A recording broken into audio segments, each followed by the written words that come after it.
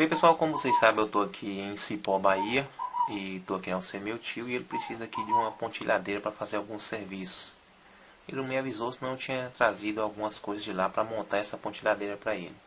Mas vou ter que montar aqui, improvisando aqui com o que ele tem aqui mesmo.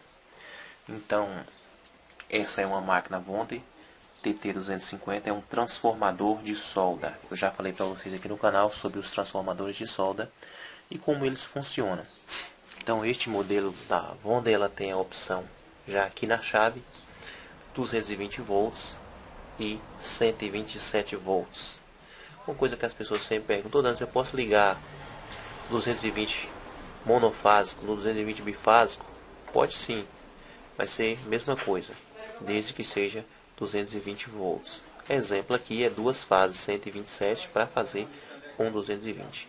Nesse caso aqui, quando vocês estiverem usando a máquina 220, tem que colocar o parafuso para vocês não esquecer de mudar para o lado 110. Nesse caso aqui, se muda para o lado 110, ela vai funcionar fraco, mas se ela for 110 mudar para 220, vocês terminam queimando o equipamento. Então eu vou abrir ele e mostrar para vocês e o que a gente vai fazer aqui para caçar um meio de puxar um fio aí para fazer essa solda. Eu vou ver se dá para mim utilizar os próprios cabos dela, colocar um tipo de garra aqui de parafuso para ver o que a gente vai conseguir fazer aí.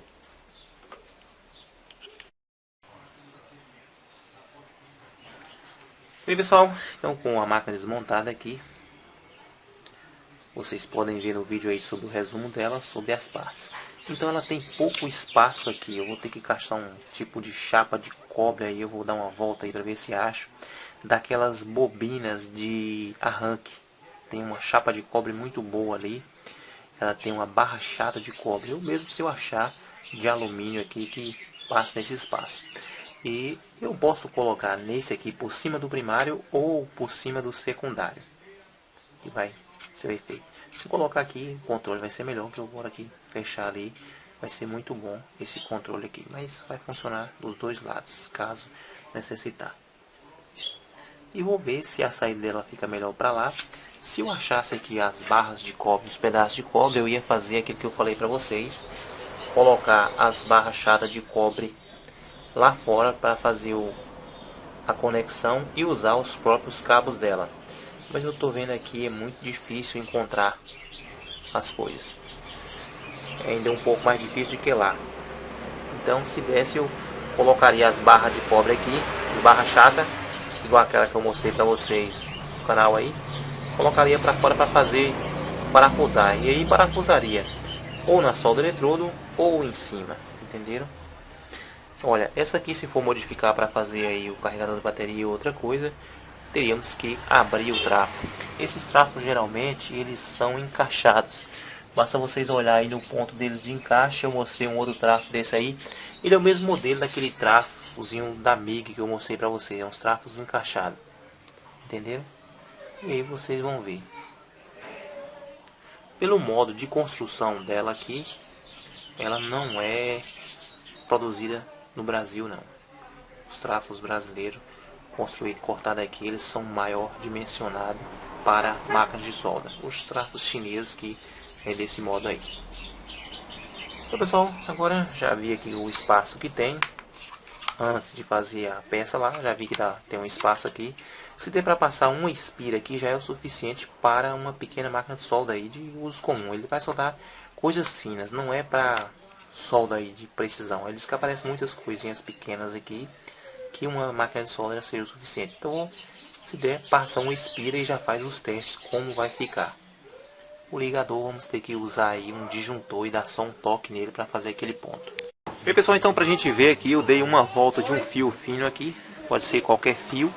Dei uma volta aqui pra gente medir a tensão que vamos ter aqui, pra gente ter uma margem aí de que tensão colocar. Essas máquinas aqui, a tensão até 3 volts está de bom tamanho. 2 volts, no caso aqui, chapas fininha, coisa fininha.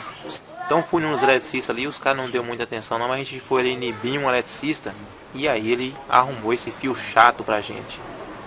Então esse fio chato aqui vai ser o suficiente, eu vou esticar ele ali depois, fazer a limpeza nele.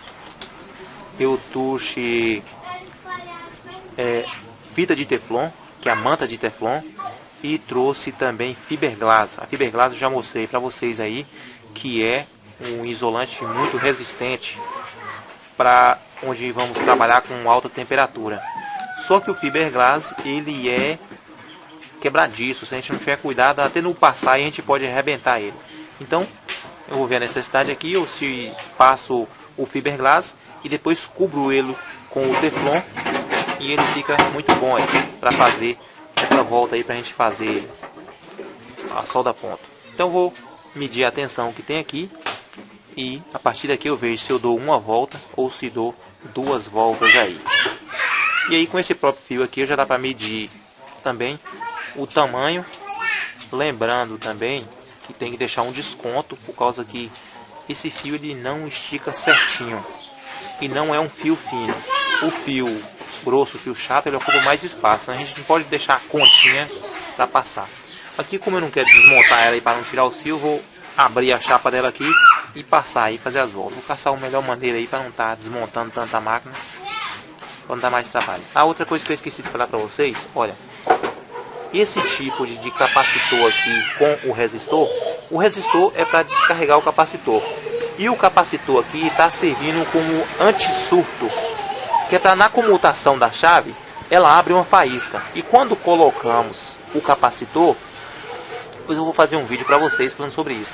Quando colocamos o capacitor, ele deixa passar uma pequena corrente e aí fica como se o aparelho já estivesse ligado, mas ele está apenas na tomada, passando uma pequena corrente aqui pelo capacitor. E aí quando ligamos, ela não abre aquela faísca tão forte igual sem o capacitor. Quando desligamos também, o capacitor vai segurar aquele pico que aparece no indutor quando ele é desligado. Então ele segura aquele pico e não deixa arrebentar a chave. Então isso aqui ajuda bastante no comutador. É aquele mesmo caso do snubber que eu mostro para vocês fazendo no triac. Então ele segura aquele pico ali para não estar arrebentando a chave. No caso lá é uma chave eletrônica. Essa aqui é uma chave mecânica. Então vai ter um efeito aí parecido. Vou mostrar para vocês aqui que eu tive que retirar 4 voltas. E essas mesmas 4 voltas eu estou passando com esse fio aqui. Então eu coloquei nele a fita de fiberglass para vocês verem a esfiapenta. Se eu tivesse passado só com ela, ao dar as voltas aí ela podia se romper.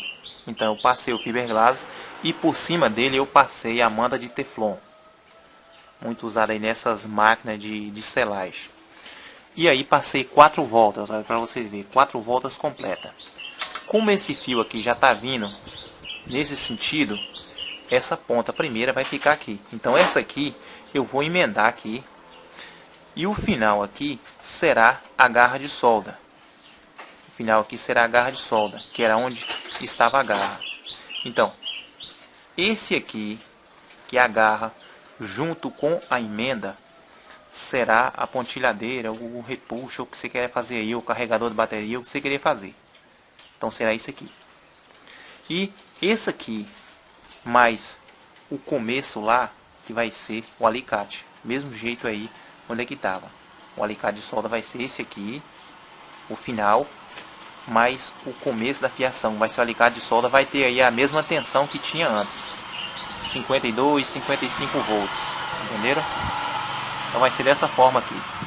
Agora só vou acabar de amarrar ele aqui certinho para não ficar soltando. Fazer a emenda daqui. E aqui vai ser colocado o cabo aí. Vou puxar ele para fora para colocar o cabo da pontilhadeira. Então vocês têm que fazer no mesmo segmento do enrolamento. Olha. Tira as voltas. Aí vai ser como se vocês estivessem recolocando aquelas voltas de um outro fio. Nesse caso aqui que eu mostrei para vocês, 2 fios chatos aí, olha. Juntei os dois aí, fiz o encapamento e passei. Então tinha um pouco de espaço, eu tirei mais as espiras e completei essas espiras. Porque se você deixar a máquina com espiras baixas, ela pode ficar com a tensão baixa na saída. Nesse caso aqui não, com a mesma tensão.